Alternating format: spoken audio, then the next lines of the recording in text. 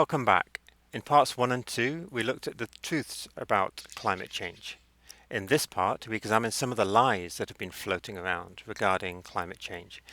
Lies that have sadly slowed down, stopped, and even reversed actions to mitigate the effects of climate change. Now we see on the slide here some statements. Climate change is not happening. Climate change is happening, but it's a natural process, not man-made. Or we're just coming out of the last ice age. Or climate change is actually beneficial to the human race. Environmentalists are a nuisance and need to be stopped. Now, all of these statements have one thing in common: they are lies. Most of these statements contradict what the world's scientists have been saying. Climate change is certainly not good news for humans. There are some species who seem to be flourishing because of it, for example jellyfish, but not humans. Everything we've seen in all the previous slides by the IPCC is true. But when you talk about climate change, these are often the things you hear and what people believe. These statements here on the slide. This really is an issue about the survival of the human race. Let's look at some more. Caring for the environment is bad for the economy. We'll need to go back to how we lived in the Middle Ages. All this talk of climate change is just to further the wealth or political power of environmentalists. There's no real evidence for climate change, and scientists are divided in their opinions on climate change. I've given several talks on climate change over the years, and one of the misconceptions that comes up as a lot is that we'd need to go back to a more primitive lifestyle, using horses and wagons, for example. Now, whilst it's true that back then, in the Middle Ages, there was no climate change due to human activity, due to the advances in modern technology, we can embrace a better future free of fossil fuels and free of the Industrial Revolution, which frankly has gone on far too long. So really, we are stuck in the 20th century. We're still using old technology that we don't need to use anymore. Renewable energy is available to us. We can use it.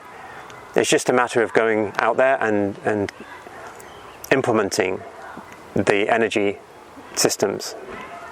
We need to let go of the ways of thinking prevalent in the Industrial Revolution and move on into the 21st century. There is a brighter future for us. We just need to embrace it. Let's focus on the third one there. When American politician Al Gore and his daughter started successfully convincing the Americans and others about the truth on climate change, people would say that it was just a way of him furthering his political career. Similarly, here in Canada, people have accused Dr. David Suzuki of setting up the David Suzuki Foundation to support his own wealth and prosperity, which is also complete nonsense. In fact, as a result of this accusation, Suzuki resigned his leadership of the foundation and became just a regular member. Now we see evidence of climate change all around us. If we can ignore it and say it's not happening, but even little things that we see around us, daffodils appearing in January now. Daffodils didn't used to flower in January. They're spring flowers. Mosquitoes still being around in November. Unusual violent weather. Really hot temperatures every year. Very mild winters, very hot summers, forest fires. We see all of these things around us. So these are the lies. Now, where do these lies come from? In 1979, a report by the oil company Shell showed concerns that their company's activities burning fossil fuels were causing climate change. It noted the greenhouse effect and the idea of global warming, but the company decided not to take any action. A 1980 report by ExxonMobil's Canadian subsidiary, Imperial Oil, admitted that there is no doubt that increases in fossil fuel usage and decreases of forest cover are aggravating the potential problem of increased carbon dioxide in the atmosphere. The company spent a whole decade on research in order to understand the potential risks to its business.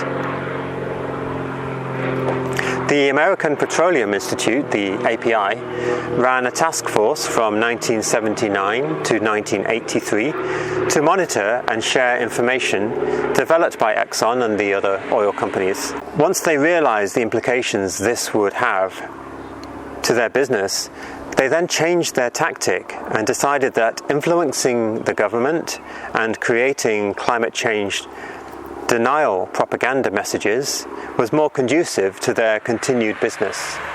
They had the money to do this. These are some of the richest companies in the world. A similar campaign had been carried out by the tobacco companies in the 1950s, at a time when people were realizing that smoking was detrimental to health. These tobacco companies carried out a denial campaign and employed think tanks to help them in this. These tobacco companies were rich and could afford to do this. So sadly, these oil companies followed the example of the tobacco companies.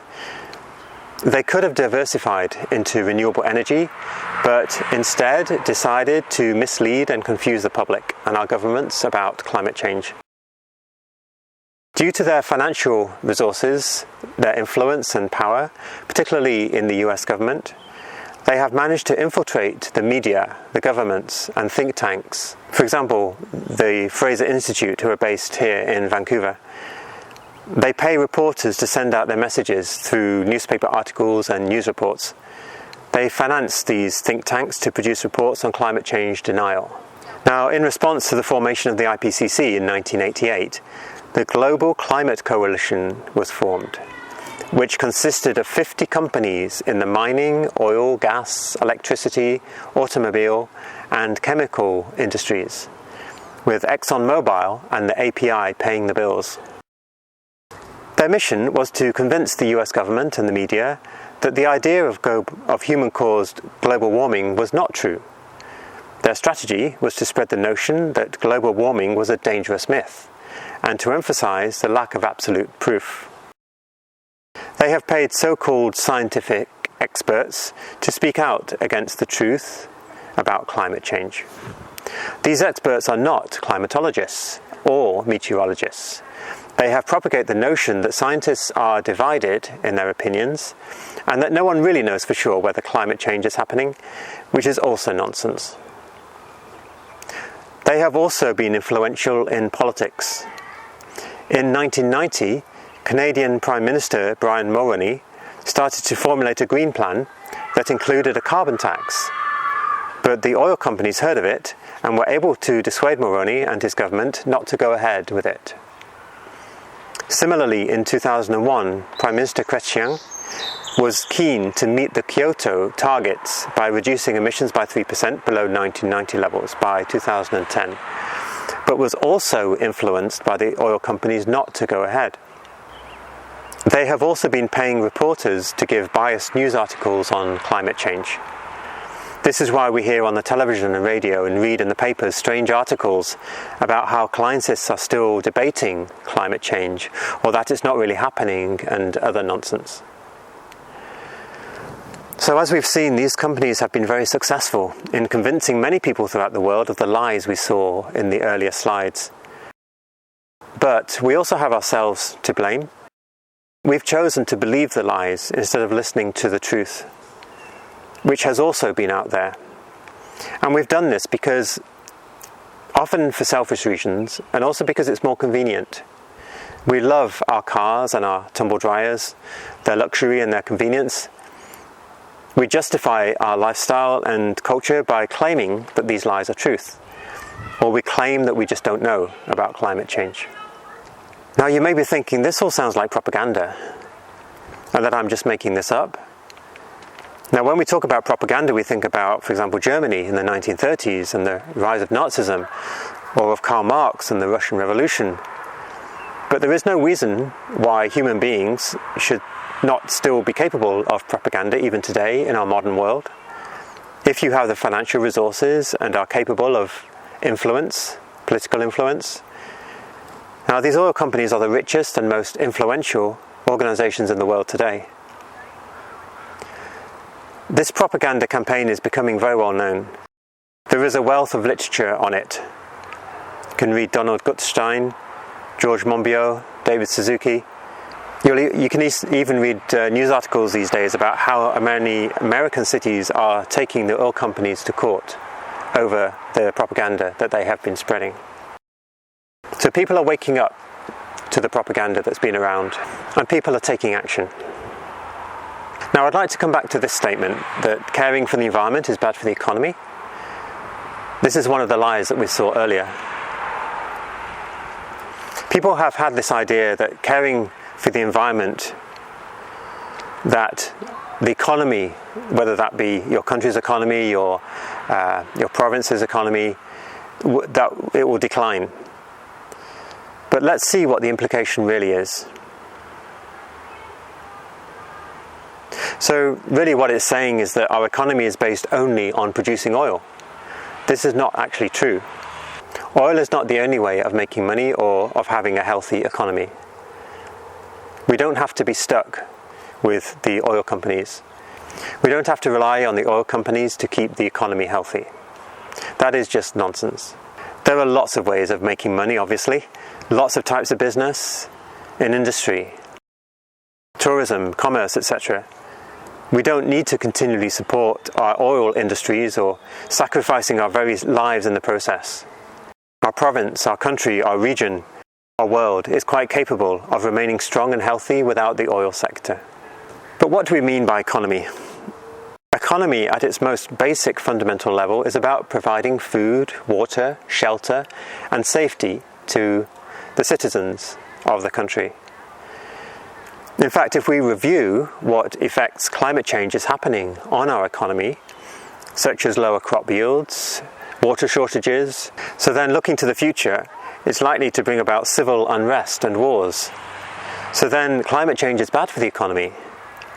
So if we continue to invest in oil, then our economy is destined to decline. Our countries, our world is ripe and ready for renewable energy. Here in Canada, this country is ideal for renewable energy.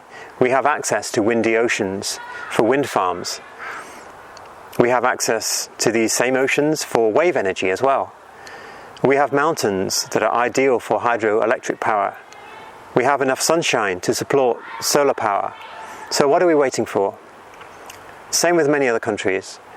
Portugal actually has pretty much its whole energy infrastructure based on renewable energy. Many countries throughout the world have plenty of sunshine. Many countries are building solar farms. Many countries are using wind power now. We no longer have to rely upon the oil industry or on coal. There is a much brighter future available to us.